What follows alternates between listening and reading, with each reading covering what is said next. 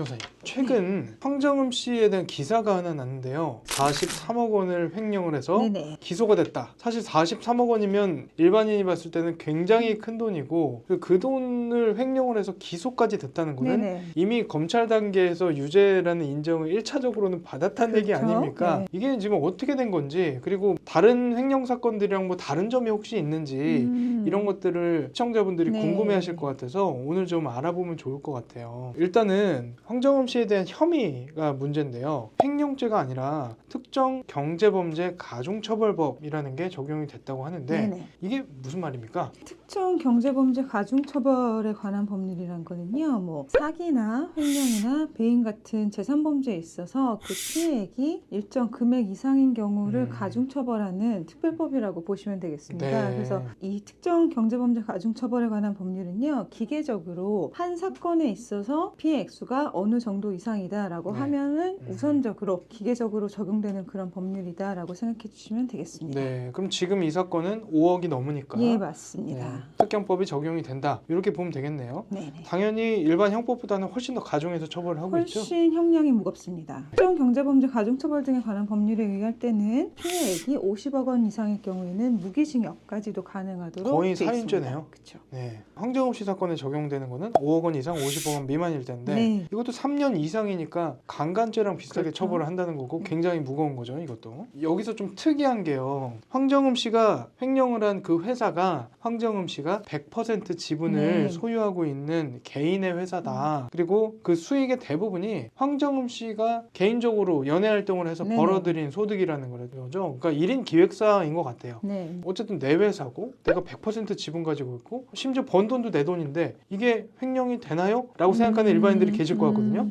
네. 그게 어떻게 되는 겁니까? 회사라는 거는 개인하고는 별도의 법인체를 의미를 하는 거거든요. 네. 그러면 이 법인격이라는 것은 우리가 눈으로 볼 수는 없지만 법률적으로 사람이랑 똑같은 능력을 부여하는 가상의 어떤 인격체 하나를 만들어낸 겁니다. 네. 그렇기 때문에 이 회사가 설립이 돼 있다면 황정음 씨가 100% 지분을 가지고 있고 그리고 이 회사의 수익이 100% 황정음 씨의 활동에서 나온다고만 하더라도 황정음 씨하고는 완전히 별개의 다른 주체라고 보셔야 되고 그래서 수입의 원천이 어떻든지 간에 법인 이 회사의 수익이라면 회사의 돈이라면 이거는 설령 그 출처가 황정음 씨의 연예계 활동이나 아니면 다른 여러 가지 활동이라고 하더라도 이 돈은 황정음 씨와 개별적으로 법인의 돈이라고 보게 되는 겁니다. 그렇죠. 사실 황정음 씨가 이 돈을 가지고 나오려면 세금을 내고 갖고 나왔어야 되는 거죠. 그렇지 않고 갖고 나왔기 때문에 문제가 되는 거고요. 가족법인에서의 횡령 사건은 일반 기업에서의 횡령 사건이랑은 좀 다르게 봐야 될까요? 여러분 많이 들어보시는 회사가 주식회사가 있을 텐데요. 네. 주식회사 같은 경우는 주식을 발행을 하지 않습니까? 네. 근데 보통 가족회사나 1인 회사의 경우에는 그 주식의 보유자가 그 가족 전원이 100%의 주식을 보유하고 있다든지 네. 아니면은 설립자 1인이 회사 지분 100%를 보유하고 있다든지 이런 네. 경우가 될 텐데요. 경제적인 영향 자체가 그 회사의 주식 지분의 보유자한테 갈 거기 때문에 이게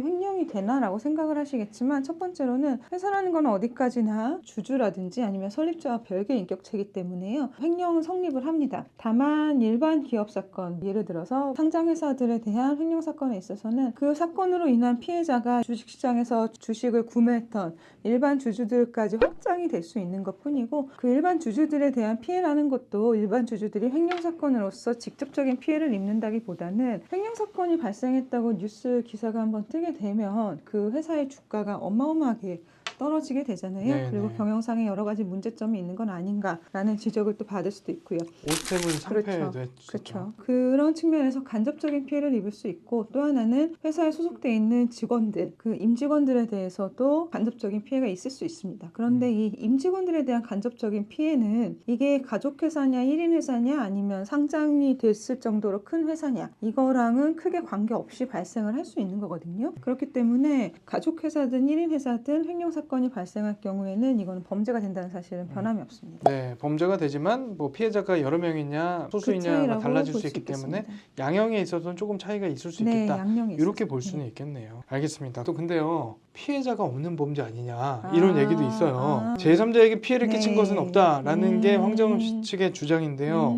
피해자가 없다고 볼 수 있는지, 그리고 만약에 그렇다고 하더라도 범죄가 성립하는 건 맞는지, 이거는 어떻습니까? 제가 방금 말씀드린 것처럼 회사는 일종의 법인이라고 볼 수 있고, 법인이라는 거는 눈에 보이지는 않지만 법률적으로 인격을 부여한 어떤 가상의 단체라고 보시면 됩니다. 그렇기 때문에 이 사안 같은 경우는 그 황정음 씨의 회사가 법률적으로는 인격체로 인정이 되기 때문에 네. 눈에 보이지는 않더라도 회사가 이미 피해자가 돼버리는 겁니다. 피해자가 있는 범죄네요. 예, 피해자가 있는 범죄입니다. 네. 황정음 씨가 이런 주장도 하고 있어요. 법인이 직접 코인을 보유할 수가 없기 때문에 일시적으로 자신의 명의로 투자만 한 거다. 그러니까 잠깐 꺼내기만 한 거다라고 주장을 하는 것 같은데, 이거는 법적으로 좀 타당한 변론이라고 볼 수 있나요? 코인 투자를 하기 위해서는 황정음 씨의 계좌를 통해서, 그리고 황정음 씨의 계정을 통해서 코인 투자를 했었어야 될 거예요. 근데 코인 투자를 해서 수익이 났을 경우에 그거를 법인에 어떻게 수익으로 네. 기속을 시킬 것인지에 네. 대해서 또 이게 어떤 계획이 있었는지도 좀 의문이기도 하고요. 네. 법인이라는 거는 어디까지나 법률에서 허용이 되는 활동, 이상의 활동은 실질적으로는 할 수가 없는 상황입니다. 그럼 네. 지금 우리나라는 코인 투자는 법인 명의로 할 수가 없게 지금은 그렇게 돼 있죠. 향후에는 바뀔 예정이지만요. 네. 그리고 법인에서 어떤 예금이라든지 자산에 대해서 활용을 하기 위해서는 일정한 요건이 필요합니다. 어떤 것을 법인의 의사결정, 특히 자산에 관련한 의사결정으로 볼 것이냐에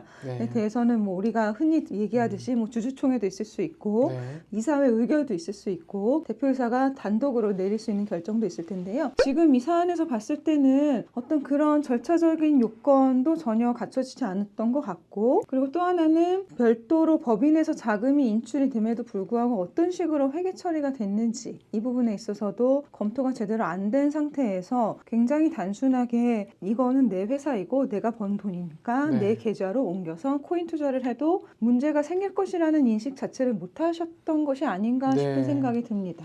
여기서 갑자기 궁금한 게 생기는 게, 방금 전에 변호사님께서 말씀하셨던 것처럼 의사결정을 어느 정도 거치고 네. 갔다고 한다면은, 근데 그래도 배임죄 이슈는 있는 거 아닙니까? 네, 당연히 있습니다. 네. 왜냐면 아시겠지만 코인 투자라는 게 물론 어떤 코인이냐에 따라서 다르겠지만 변동성도 훨씬 심하고, 특히 코인 투자는 주식하고는 좀 다르게 주식의 경우에는 이 회사에서 어떤 수익을 낸다거나 아니면 좋은 성과를 보여준다거나 하는 것들이 바탕이 돼서 가격 형성에 상당한 영향을 미치지만, 코인 같은 경우는 외부적인 요건으로 가격이 결정되는 것보다는 흔히 우리가 좀 투기성 투자라고 생각을 하기가 쉽잖아요. 아직까지 네네. 인식도 그렇고. 그렇다면 이게 법인의 자산을 가지고 엄청나게 이렇게 손해를 진짜 전액 손실로 이어질 수 있는 판단이어서 배임의 문제도 생길 수 있습니다. 황정음 씨 입장은 그거예요. 코인을 팔아서 일단은 갚겠다. 두 번째는 개인적으로 가지고 있는 부동산이 있는데 네네. 그걸 처분을 해서 또 변제를 하겠다. 이런 입장입니다. 그러면 이제 횡령한 금액을 변제를 했다. 예를 들어서 내가 회사 금고에서 돈을 10만 원을 빼서 맛있는 걸 사 먹고 나서 다음날 아무도 모르게 넣어놨다. 네. 이러면 범죄가 아닌 거 아닌가요? 라고 아, 물어보는 분들이 네, 계실 것 같거든요. 네네. 횡령 범죄 같은 경우는 회사의 돈을 빼내는 순간에 성립을 하고, 그 이미 이후에, 범죄가 성립을 하는 그렇죠. 거죠? 예. 그 이후에 자기가 빼낸 돈을 다시 반환을 한다든지 변제를 한다든지 이런 사정은 범죄의 성립 여부에는 영향을 미치지 않습니다. 네. 형사 재판에 있어서 그리고 수사에 있어서는 흔히 크게 두 가지 단계로 생각을 해주시면 좋을 것 같은데요. 일단은 범죄가 성립을 하냐 안 하냐의 문제가 있고, 네. 이 문제 다음에 그렇다면 그 범죄가 얼마나 무겁냐 가볍냐를 네. 판단을 하는 단계가 있습니다. 변제를 했다, 변제를 할 예정이다, 이 부분은 범죄가 성립을 했다 이후에 범죄 성립 여부에 대한 판단이 끝난 이후에 이 범죄에 대해서 어떤 처벌을 할 것이냐, 얼마만큼 처벌을 할 것이냐에 작용되는 부분이라고 생각을 해주시면 될 것 같습니다. 황정음 씨가 조금 전에 말씀드렸던 것처럼 개인 재산을 처분해서 변제 중이라고 해요. 이런 행위가 판결에 영향을 줄 수 있는 거죠? 네, 아무래도 횡령이라든지 배임이라든지 사기 같은 경우는 재산 가치에 대한 피해를 범죄로 하는 것이기 때문에 변제 행위가 있다면 이는 당연히 재판 결과에서도 많은 비중을 두고 참작이 될 거라고 예상됩니다. 황정음 씨가 공판에서 공소 사실을 모두 인정을 했다고 합니다. 이것이 선고에 어떤 영향을 미친다고 볼 수 있을까요?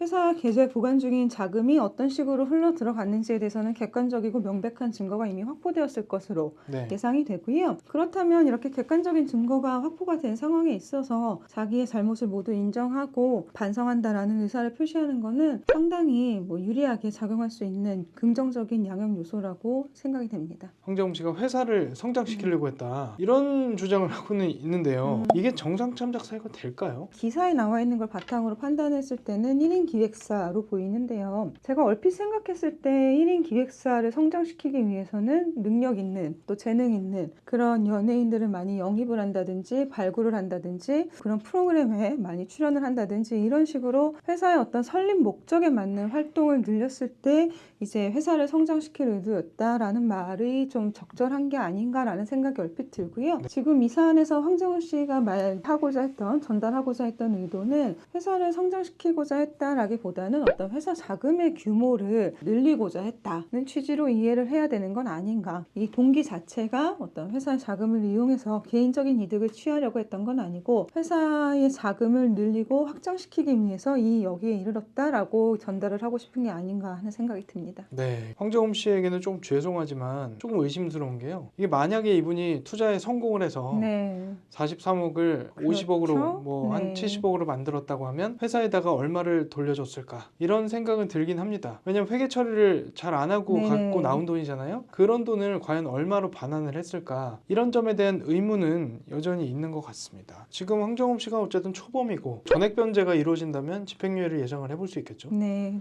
그렇습니다. 지금 이게 법률적으로도 집행유예가 가능한 형량이긴 합니다. 그렇기 때문에 집행유예 가능성도 열어둘 수 있습니다. 그러면 종합적으로 변호사님께서는 네. 검사 출신 네네. 아니십니까? 네. 그러면 검사 입장에서 봤을 때 황정음 씨에 대한 구형이나 선고형은 어느 정도로 나올지 예상을 하시나요?